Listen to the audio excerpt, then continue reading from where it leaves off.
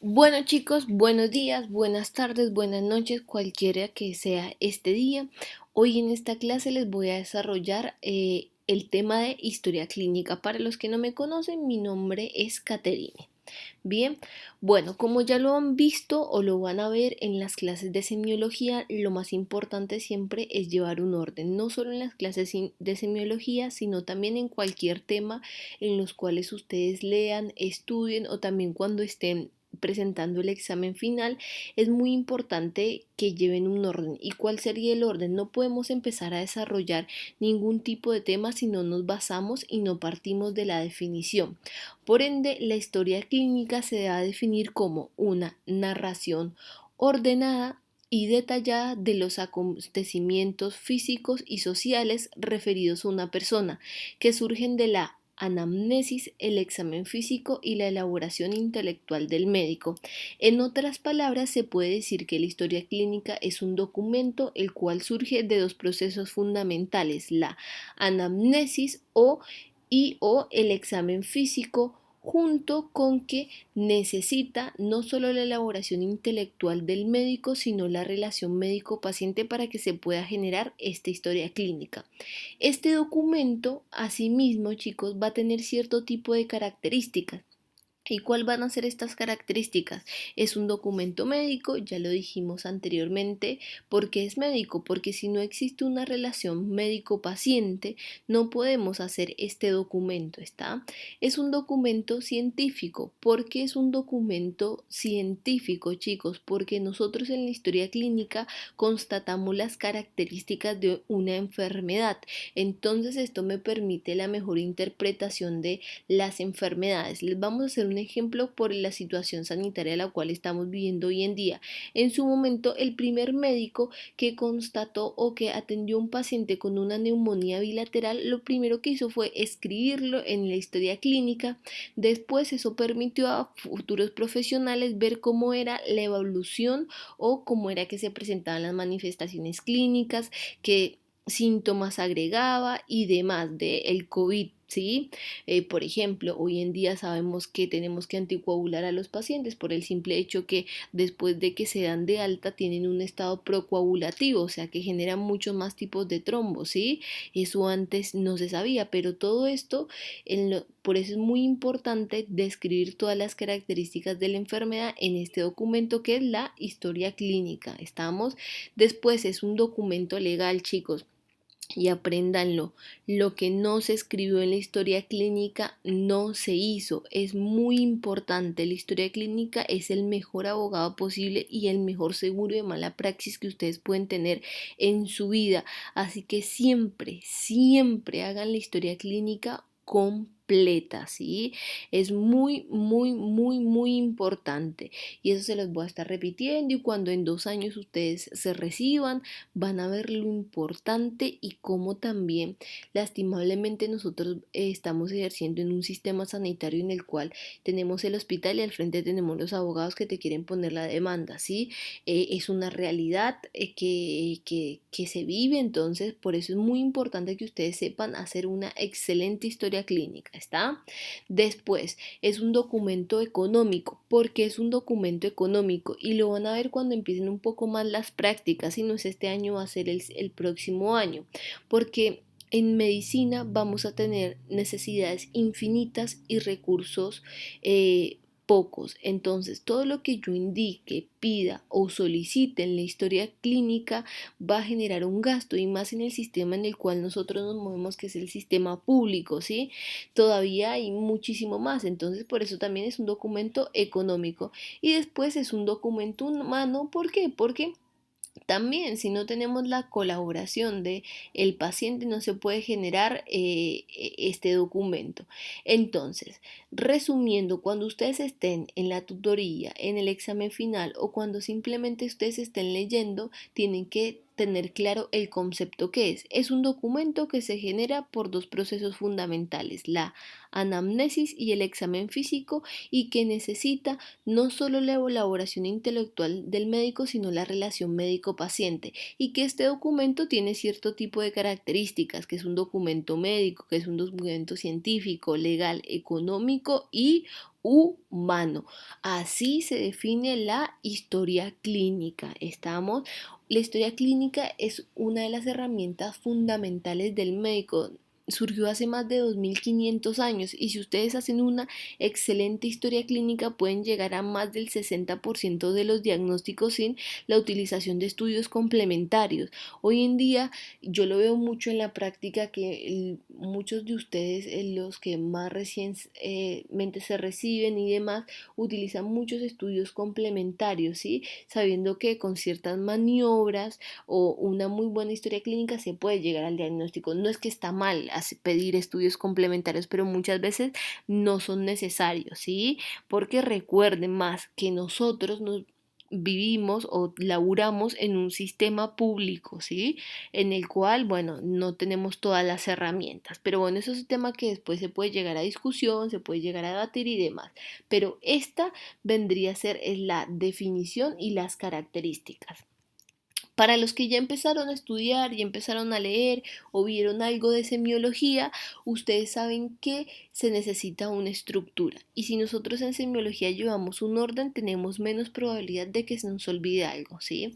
Esta estructura va a ser, a ver, si anteriormente yo les dije que la historia clínica era un documento que se me generaba por dos procesos fundamentales, la anamnesis y el examen físico, ¿cuáles serían las pilares principales de esta estructura? La anamnesis y el examen físico. Entonces, por eso, sí, es un poco aburrido, deben estar con esta cara y demás, pero es importante llevar este orden. En la anamnesis o interrogatorio lo vamos a subdividir. ¿Y en qué lo vamos a subdividir? Primero vamos a interrogar al paciente sobre los datos personales, que ya vamos a hablar más adelante sobre esto. Vamos a interrogarlo sobre el motivo de consulta. Vamos a interrogarlo sobre la enfermedad actual y sus antecedentes, ¿sí? Después vamos a interrogarlo sobre sus antecedentes personales, que los vamos a subdividir en fisiológicos, patológicos y de medio, y después los antecedentes hereditarios y familiares. Después, el otro gran pilar o ítem de la estructura es el examen físico, en el cual vamos a trasladar el resumen semiológico que lo vamos a generar después del examen físico, las posibles consideraciones diagnósticas, la evolución diaria si es un paciente que está internado y la epicrisis. Como resultado, des en cuenta que no es más lo mismo, esta estructura no es más lo mismo que repetimos anteriormente. Entonces, tenemos que este documento se genera después de estos dos procesos, anamnesis y examen físico, y que se subdivide y se tiene un orden para que no se nos escape absolutamente ningún dato importante. Bien. Ahora, comencemos. La anamnesis, chico, es denominado también interrogatorio, ¿bien? No es nada más que es la indagación por medio de preguntas acerca de características de la enfermedad y de los antecedentes del paciente. Es obligatorio que la realice el médico, ya que constituye la base real de su relación con el paciente. Entonces, la anamnesis o interrogatorio es eso, es preguntarle al paciente. Primero, cómo se llama, cuántos años tiene, dónde vive, dentro de las características por lo que consulta, si le duele la cabeza, cuánto le duele, si le molesta la luz, los sonidos, o sea, eso se llama fotofobia, sonofobia. Fotofobia es la intolerancia a la luz, sonofobia es la intolerancia a los sonidos, ¿sí? Todo este tipo de cosas es lo que nosotros hacemos en el interrogatorio o anamnesis. Algo muy importante, chicos, este interrogatorio o anamnesis puede también subdividirse en algo que se llama directo o indirecto. ¿Qué significaría directo? Directo es cuando yo le hago las preguntas directamente al paciente, indirecto es cuando se las hago a otra persona que no sea el paciente. Entonces ustedes me van a decir ahí, bueno, pero ¿cómo que le voy a hacer preguntas a otra persona que no es el paciente? Y sí, ¿por qué? Porque, a ver, yo les digo, un niño de 4 meses me va a decir, hola, sí, doctor, lo que pasa es que me duele la panza y lo que pasa es que yo tengo diarrea y en la diarrea tengo moco, pus y sangre. No, la que va a ir a consultar y a la que le voy a hacer las preguntas va a ser a la persona responsable o tutor legal, que en la mayoría de los casos va a ser la madre, ¿no? Entonces la madre es la que me va a generar todo este tipo de respuestas. Entonces acá tenemos un claro ejemplo de que es un interrogatorio indirecto. O también a una persona o a un adulto mayor el cual tiene demencia senil. También se lo vamos a hacer a su tutor legal, a la persona que lo cuida y demás. Bien, entonces, cuando ustedes sepan este tipo de características, que sí se le hace en lo ideal al paciente, pero también se puede hacer un interrogatorio indirecto. Bien. Lo que primero dijimos que íbamos a preguntar en este interrogatorio eran los datos personales. ¿Y qué se definen los datos personales? Los datos personales son todos aquellos datos que identifican al paciente desde el punto de vista civil. ¿Y qué sería lo que me identifica a las personas desde el punto de vista civil? Primero, el nombre con el cual está en el DNI, Pepito, Juanita, Carlos, Juan Carlos, cómo se llaman en el DNI. Está después la edad, muy importante chicos, la edad. ¿Por qué? Porque según la edad podemos tener factor de riesgo o no de presentar cierto tipo de enfermedades. ¿A qué define un factor de riesgo? Como la mayor probabilidad de presentar algún tipo de patología o enfermedad. Por ejemplo, como para que ustedes lo tengan presente, a la edad de los 80 años tengo mayor probabilidad de presentar demencia senil. Bien, es un ejemplo que si yo tuviera 25 años, ¿estamos? Bueno, aunque hay personas que no les gusta decir su edad, ¿no? Pero es muy importante, chicos, que ustedes siempre pregunten la edad, ¿no? Mirta no sabemos qué edad tiene. Bueno, después es muy importante saber la nacionalidad de las personas, más que la nacionalidad sino el lugar de nacimiento. ¿Por qué? Porque hay mucho cierto tipo de patologías las cuales se presentan en ciertos lugares geográficos característicos. Vamos a hacer el ejemplo en si fuera una persona que es de origen extranjero, como los que están en el trópico, por ejemplo Brasil o por ejemplo Ecuador, Venezuela, Colombia, tenemos enfermedades endémicas como son la fiebre amarilla que no las tenemos acá en la Argentina. Está Acá podemos tener fiebre amarilla, pero en lugares los cuales están al lado de la frontera, ¿sí? Pero no en toda la Argentina, como si pasa en Brasil, ¿bien? O, por ejemplo, porque es importante, yo les digo, aparte de la nacionalidad del lugar de nacimiento, enfermedades endémicas como el Chagas, que se da más en ciertos lugares como el norte, por la vinchuca, que es el bicho que te lo transmite, que está en ciertas características, ¿no? Entonces, por eso es muy importante porque con uno saber de dónde nace puede tener la preponderancia de cierto tipo de enfermedades.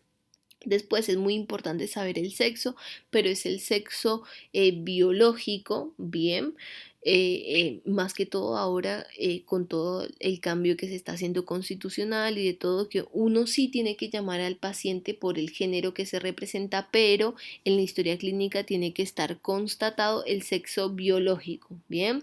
Después el domicilio es muy importante, después siempre tiene que estar en la historia clínica escrito quién es la persona responsable, tutor legal, si uno se tiene que comunicar y demás. Después el estado civil, chicos, es legalmente se necesita, puede estar soltero, casado, con sueño, como en mi caso, no mentiras, o estudiando, no, en fin, no. En realidad, chicos, es soltero o casado, bien, o viudo en su caso. Después la ocupación es muy importante porque me permite hacerme una connotación de a qué se dedica el paciente o si tiene mayor factores de riesgo de presentar cierto tipo de enfermedades. Por ejemplo, un minero tiene mayor porcentaje de presentar una fibrosis pulmonar, que la fibrosis pulmonar es que el pulmón pierde la capacidad de elasticidad de su capacidad intrínseca de estirarse, entonces no podría inspirar y expirar como corresponde. Entonces ahí empezaríamos a tener mayor preponderancia, infecciones respiratorias, bla. Entonces eso es un ejemplo como para que lo tengan presente, ¿sí? Bien. Entonces eso era lo primero. En la anamnesis, que ya lo definimos como el interrogatorio, que podía ser directo o indirecto, lo primero que vamos a hacer es hacerle preguntas sobre los datos personales, que es todo aquello que identifica al paciente desde el punto de vista civil.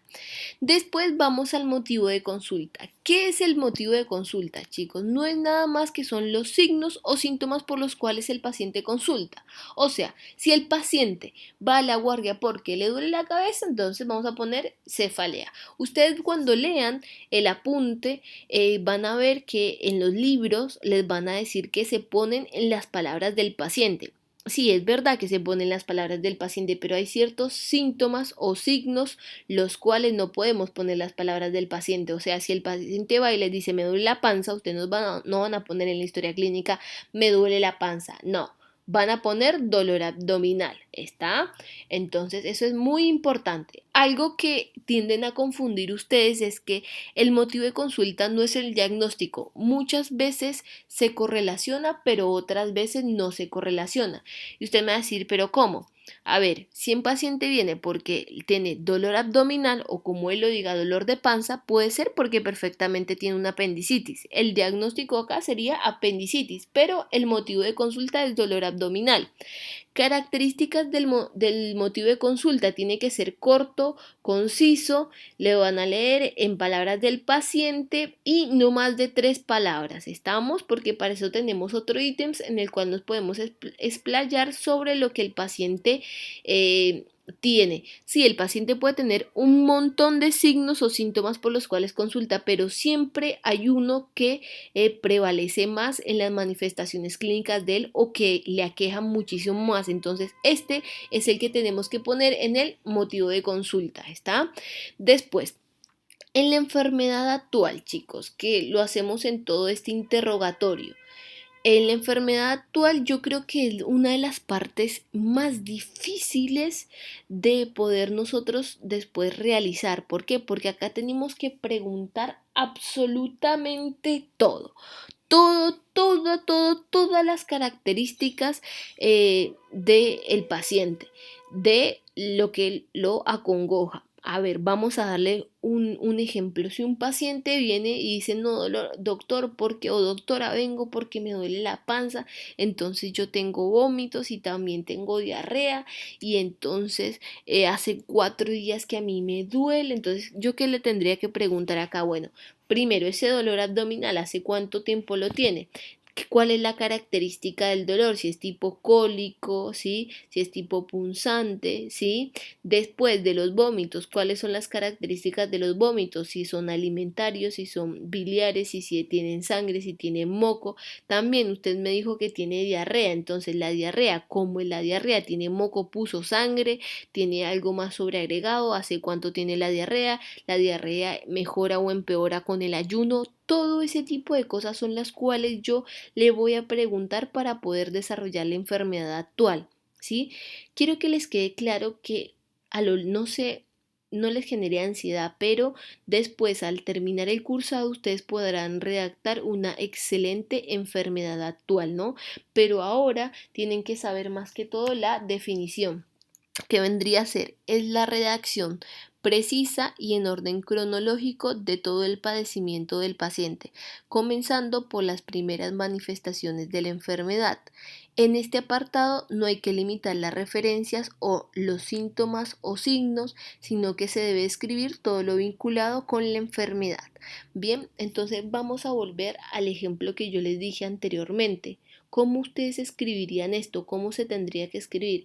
Por ejemplo, paciente de 22 años que consulta a la guardia por un cuadro de dolor abdominal de 48 horas de evolución, caracterizado por de ser de tipo general o de tipo punzante, de una intensidad de 7/10 en la escala numérica del dolor, acompañado de vómitos de tipo alimenticio y acompañado de diarrea que niega moco, pus o sangre en la materia fecal. Bien, entonces des en cuenta que yo en este momento redacté todo lo que me dijo el paciente anteriormente, ¿no? Es un ejemplo muy sobrellevadero, pero eso lo van a agarrar con la práctica, no les dé ansiedad ni nada por el estilo, ya van a saber toda la terminología médica con la cual ustedes se tienen que referir y demás, pero en pocas palabras, eso es lo que ustedes tienen que saber, la definición en esta unidad problema, ¿sí?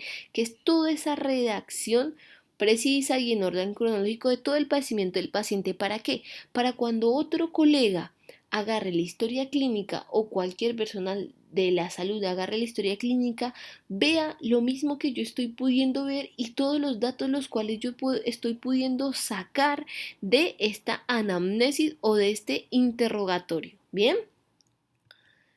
Ahora, después, ¿qué más yo voy a preguntar en esa anamnesis? Los datos personales del paciente, pero como para que a mí no se me olvide, yo los voy a subdividir en antecedentes fisiológicos. Acá vamos a indagar sobre el parto normal o patológico, el peso al nacer, el crecimiento, la maduración. En la mujer se consignará la edad de la menarca, el ritmo menstrual y la fecha de última menstruación. ¿Estamos? También vamos a preguntarle sobre los antecedentes personales, patológicos, que lo podemos subdividir para que no se me olvide si tuvo enfermedades en la infancia, si tiene enfermedades médicas, si tiene algún antecedente de alguna alergia, si tuvo alguna operación o si tuvo algún tipo de fractura, ¿estamos? Y los antecedentes de medio se consignarán los antecedentes vinculados con el medio ambiente. Por ejemplo, el ambiente familiar, laboral, social y cultural, muy importante. En de medio, más que todo, van a ser los hábitos. Si fuma, si toma alcohol, chicos, pregunten, no les dé pena. Si consumen drogas, hoy en día hay un índice altísimo del consumo de drogas, no solo legales, sino ilegales, porque a veces muchas personas hay cierto tipo de medicamentos que no lo toman como una droga y tienen un consumo excesivo de antiinflamatorios que ya se podría decir que puede llegar a ser un tipo de adicción, ¿sí? Pero también lo que tienen que preguntar y lo que más vergüenza les da preguntar son el consumo de drogas ilícitas, como son la marihuana, como son la cocaína, ¿sí? Eh, todo eso, el LSD, el éxtasis, todo ese tipo de cosas tienen que preguntarlos y también los hábitos sexuales, si utiliza métodos anticonceptivos o no, si es promiscuo, se define promiscuo como una persona la cual tiene más de dos parejas diferentes en un año, porque esto me da un factor de riesgo para presentar mayor enfermedades infectocontagiosas, ¿sí? Como las son las ITS. Bueno, todo este tipo de cosas ustedes tienen que preguntarlas cuando estén preguntando los antecedentes de medio, ¿bien? Porque eso subdivide, porque si yo se me subdivido tengo un orden y no se me escapa absolutamente ningún tipo de información. Bien, después vamos a preguntar los antecedentes hereditarios y familiares, eso es muy importante, no sé si tu mamá es diabética, hipertensa, o si tu papá es diabético, hipertenso, si tuvo algún tipo de cáncer, pero también en antecedentes hereditarios y familiares se puede utilizar y se puede generar un esquema que se llama genograma. Igual esto abro paréntesis, no está en todos los libros, no se utiliza casi hoy en día, pero lo pueden llegar a utilizar cuando estén cursando centro de salud en la PFO. ¿Sí? ¿Y qué es el genograma? No es nada más, chicos, que una línea genealógica de las personas las cuales conviven en un mismo hogar. Entonces les voy a dar un repasito rápido, como para que lo tengan como cultura general de médicos, pero nunca se los van a preguntar ni es algo que es muy profundo, ¿sí? Tenemos la mujer se va a hacer como un circulito, el hombre se va a hacer como un cuadrado, la edad se va a hacer en el medio, ¿sí? La fecha de nacimiento en la parte superior. Si es un matrimonio, se va a hacer con una línea y arriba se pone la fecha del matrimonio, el año en realidad. Si están en concubinato, se pone una línea con puntos. Después, si están separados, se hace una línea en el medio y el año de separación. Si están divorciados, se hace dos líneas, ¿bien?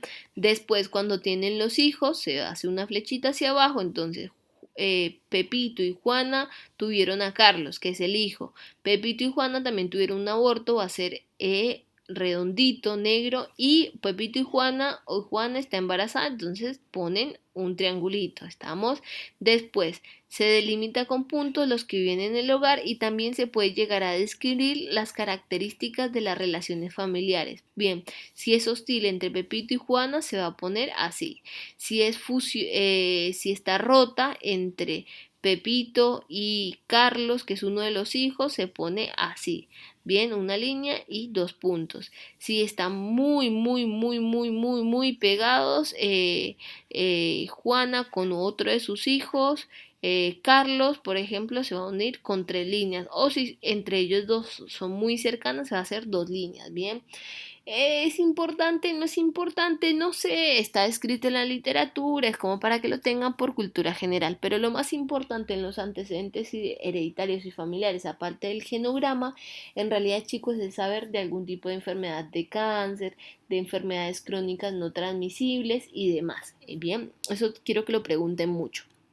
Bien, ahora vamos con, ya vimos el primer gran ítem que era la anamnesis o interrogatorio, que ya saben que puede ser directo o indirecto y que voy a sacar todo este tipo de datos que ya dijimos anteriormente, ¿sí? Y que va a tener una estructura para que yo tenga un orden y para que no se me olvide absolutamente nada.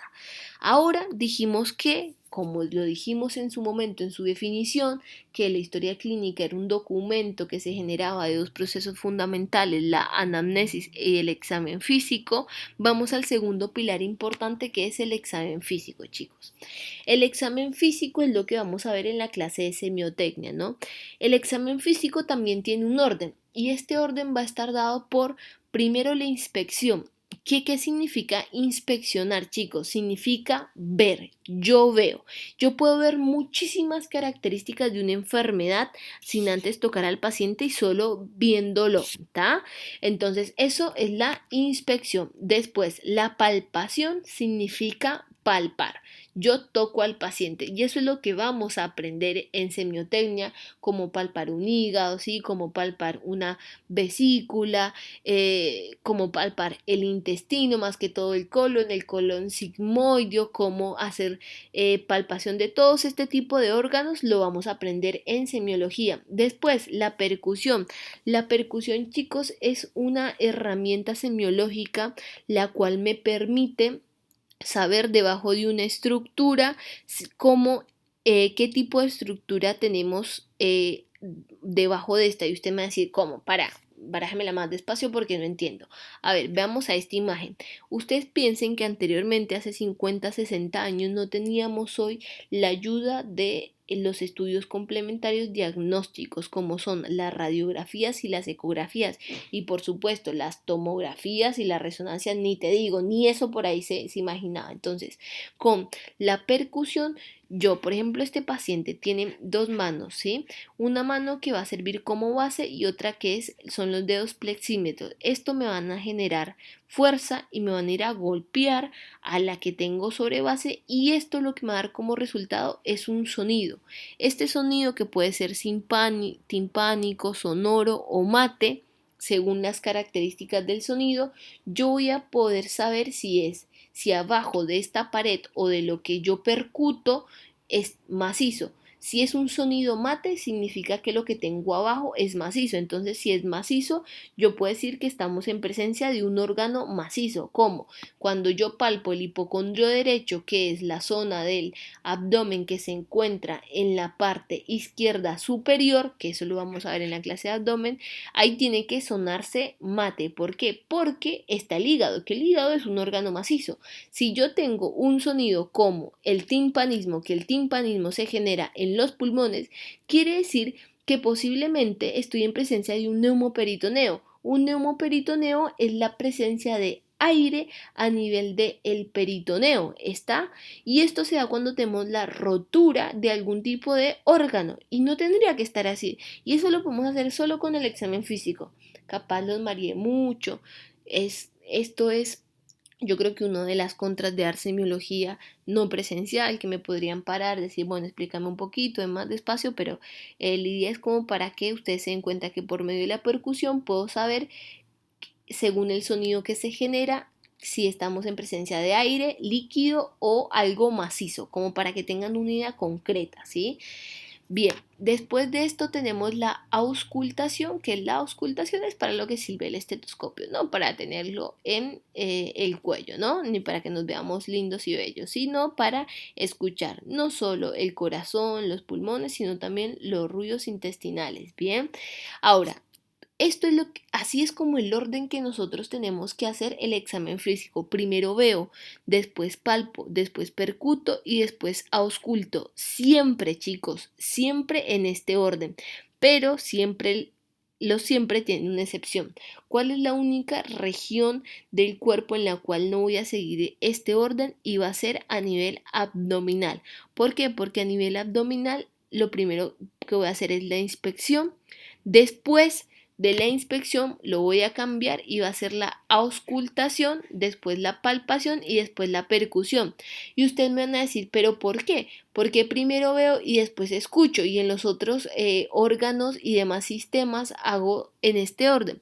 Porque normalmente a nivel abdominal tenemos algo que son los ruidos hidroaéreos. Los ruidos hidroaéreos son los ruidos normales del intestino.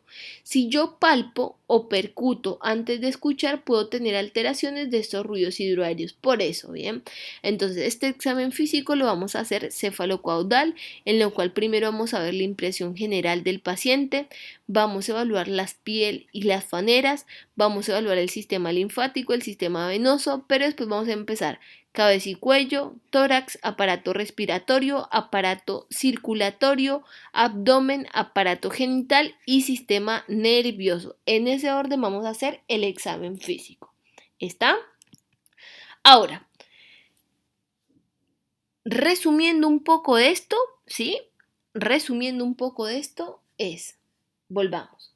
La historia clínica, dimos su definición, dimos los dos pilares fundamentales, vimos qué era lo que hacíamos en la anamnesis, ¿sí? Cuáles eran todos los datos y después vimos todo aquello que va ahora con el examen físico y cómo corresponde.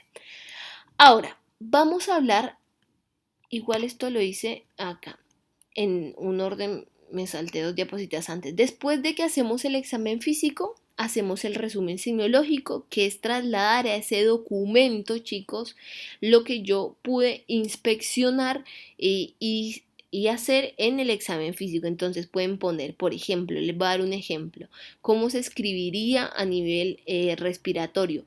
Paciente con BEBA, que BEBA es una abreviatura de buena entrada bilateral de aire, sin ruidos agregados, con buena mecánica respiratoria y sin utilización de músculos accesorios. Así se describe un examen físico del aparato respiratorio normal. O, por ejemplo, del aparato del abdomen se pondría abdomen blando, depresible, indoloro, sin signos de irritación peritoneal, con ruidos hidroaéreos presentes dentro de parámetros normales. Bien, todo eso no se preocupen, lo vamos a aprender, yo se los voy a repetir miles y miles de veces, les voy a dar ejemplos, vamos a hacer talleres para que ustedes le agarren la cancha y sepan cómo escribir, pero eso es en el resumen semiológico, ¿está? Después de esto, de que ya yo charlé con el paciente, le pregunté qué le dolía, bla, bla, bla, le pregunté las características de la enfermedad, le hice el examen físico, me voy a poner las consideraciones diagnósticas. ¿Qué posiblemente tiene este paciente? Este paciente que vino con dolor abdominal, ¿qué puede tener una apendicitis, puede tener un gas atascado, que pasa muchas veces, puede tener una colecistitis. Bueno, ahí me voy a poner ese tipo. Después, si el paciente llegase a quedar internado, es la evolución diaria, en la cual hago la evolución según su examen físico y el estado general del paciente. Y por último, vamos a hacer la epicrisis. La epicrisis, chicos, no es nada más que un resumen de la historia clínica, la cual se hace o se confecciona al paciente en el momento que se va de alta o que se muere. En pocas palabras, lo matamos o lo salvamos, pero siempre se va a ir con un resumen de la historia clínica, ¿sí? ¿Por qué? Porque ustedes imagínense que cuando vuelve a consultar es importante saber por qué estuvo consultando, por qué estuvo su internación o demás, pero es un resumen. No se va el paciente con la historia clínica, es como por decirles yo, los pacientes que tengo acá internado en la sala, tengo una terapia que 30 días, ustedes saben lo que es una historia clínica de 30 días, 45 días, es un toco como un libro, no se van a llevar todo ese tipo de cosas, se llevan un resumen, ¿bien? Que eso es la denominada epicrisis, ¿bien? Entonces, todo esto es el primer capítulo del Argente Álvarez, el primer capítulo del Muniagurria, ¿sí? Y es lo que ustedes tienen que saber para la unidad problema número 1, ¿bien? Esto es historia clínica, es un tema que vamos a estar yendo y viniendo a lo largo de la materia. No se preocupen, no se estresen, cualquier cosita que no entiendan, que hable muy rápido de cualquier cosa, manden un mensajito al interno en Facebook, ¿bien? Después de esto hay otro tema que entra dentro de la historia clínica, que es donde yo voy a volver acá, que es la denominada historia clínica orientada al problema. Ustedes imagínense cuánto yo demoré hablando anteriormente sobre historia clínica, un montón. Y cuánto tiempo me demora a mí en la práctica hacer una historia clínica completa. Muchísimo, chicos, porque vieron todo lo que yo le tengo que preguntar, vieron todo el examen físico que yo le tengo que saber y todo lo que lo tengo que trasladar después a este documento, que todo lo que no se escribe en la historia clínica es como si no se hiciera, lleva mucho tiempo. Por ende, se creó algo que se denomina la historia clínica orientada al problema. Lo que ustedes tienen que saber es que es una historia clínica resumida, corta y concisa, pero no es una epicrisis, porque la epicrisis es un resumen de lo que ya se hizo. Esta historia clínica es orientada al problema, pero el problema va a variar según el servicio el cual lo está atendiendo. Y usted me va a decir, ¿cómo el servicio según el que lo está atendiendo? Sí, en una urgencia yo no le voy a hacer una historia clínica como la que vimos anteriormente. No, yo le voy a estar una historia clínica orientada al problema, a lo que lo aqueja en ese momento al paciente, ¿sí? La historia clínica que nosotros vimos anteriormente es como una historia clínica de un médico general que está en el consultorio, que va el paciente por un chequeo general. Entonces ahí sí me pongo a charlar con él, bla, bla, bla, bla, bla, bla. Bien, en este caso yo en las urgencias tengo que hacer una historia clínica orientada al problema, a lo que le acongoje al paciente. Entonces acá no hay nada mejor que expresárselos con esto. Esto es un ejemplo de cómo sería una historia clínica orientada al problema. Des en cuenta, primero, la fecha, el nombre del paciente, o sea, todo lo que representa a la persona desde el punto de vista civil, vieron fecha de nacimiento, documento de identidad, dirección, lugar de residencia, bueno, esto aseguramiento si tiene alguna obra social o no, nombre del acompañante, teléfono, celular, ¿sí? Profesión tratante, edad, ocupación. Acá esto es muy importante porque ya está instaurando la palabra del género, bueno, teléfono, barrio y estado civil, bueno, en fin. Ahora, acá des en cuenta, motivo de consulta cortito, ¿por qué vino el paciente? Corto, conciso y en palabras del paciente. Historia de la enfermedad actual. Des en cuenta lo pequeño que es el espacio, ¿sí? Antecedentes médicos personales relevantes a la enfermedad o a lo que acongojen al paciente, ¿está? El examen físico supercóxico, la análisis de imaginológico, si se hizo alguna imagen, impresión diagnóstica, diagnóstico definitivo, pronóstico y plan tratamiento y algún tipo de observación. Corto y conciso, es una historia clínica orientada a la urgencia y el problema en este caso sería qué es lo que le acongoja al paciente para que va a su urgencia. No me pongo acá a hacerle una historia clínica general como la que hice anteriormente. Sería lo ideal, chicos, pero hoy en día no, en general, en todos los sistemas de salud del mundo tenemos sistemas colapsados, los cuales va muchísima gente y las cuales tenemos pocos tipos de profesionales. Entonces, no terminarían nunca. Si usted tiene una guardia de 140 pacientes, no pueden dedicarse una hora con cada paciente, porque es la realidad. Entonces, por eso está la historia clínica orientada al problema, ¿sí? Eh, bien, bueno, chicos, entonces esto es lo que quiero que ustedes puedan interiorizar de que es la historia clínica orientada al problema. Van a leer también en el libro que problema, hay muchos preimpresos que problema puede ser varios tipos de cosas por las cuales consulta el paciente, por ejemplo, cefalea, vómitos y dolor abdominal, y te piden al lado del problema que pongas el plan terapéutico y el diagnóstico. Entonces, digamos, para los vómitos, Reliberam, que el Reliberan de la marca comercial, pero es la metroclopramida, que te disminuyen los vómitos. Para la cefalea, un AINES, que por ejemplo un ibuprofeno, un paracetamol. Sí, bueno, y el dolor abdominal, depende, le pediría estudios diagnósticos para ver qué es lo que tiene el dolor abdominal según las características del paciente, ¿no? Igual, dato de color: cuando un paciente está con dolor abdominal no se le puede dar ningún tipo de antiinflamatorio porque te puede enmascarar el cuadro. ¿Qué significa esto? Que yo por darle algo no puedo estar viendo los signos o síntomas completos del paciente, y puede ser, cuando se le vaya el estado analgésico o el estado de no dolor, puede ser que estemos en algo muy muy muy grave porque te enmascara el cuadro, bien, como para que lo sepa. Pero bueno, quería darles un ejemplo. Muchas veces hay muchas historias preimpresas las cuales te piden que nombre los problemas y al lado te piden que en la conducta. Bueno, chicos, no alargando más la clase, espero no haberlos aburrido, que les haya parecido muy interesante. Cualquier cosita me escriben, vamos a seguir charlando de este tema, más que todo en las clases de semiotecnia. Vamos a empezar con todo el lámino. Estudien, porque tercero año es como volver a primer año. Cualquier cosita me escriben, ¿está?